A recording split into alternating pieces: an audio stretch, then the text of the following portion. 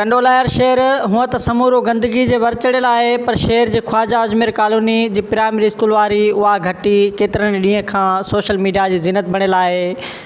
गटरनि जो गंदो पाणी नेकाल न थियण करे इलाइक़े जो गंदो पाणी प्राइमरी स्कूल वारी गली में बीहण करे जिते इलाइक़े वासी सख़्तु परेशान आहिनि, उते स्कूली शागिर्दनि खे बि तमामु घणी तकलीफ़ मुंहुं ॾियणो पवे थो।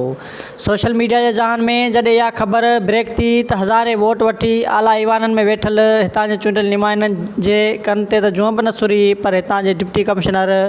रशीद अहमद ज़रदारी नोटिस वठंदे लाॻापियल खाते जे अमलदारनि खे गटर नालो तामीर कराइण लाइ हुकम जारी कयो वियो।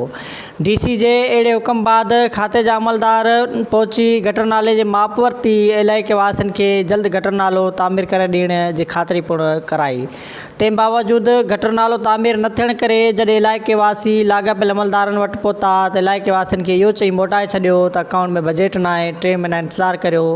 तव्हांखे गटर नालो तामीर करे ॾिनो वेंदो। पर हिते इंतिज़ामिया जे अहिड़े क़िस्म जे जवाब ते सवाल इहो थो पैदा थिए त समूरो शहर गंदगीअ जे भर चढ़ियल आहे, गलियूं उखड़ियल नज़र अचनि थियूं, त पोइ समूरो बजट किथे थो ख़र्च थिए।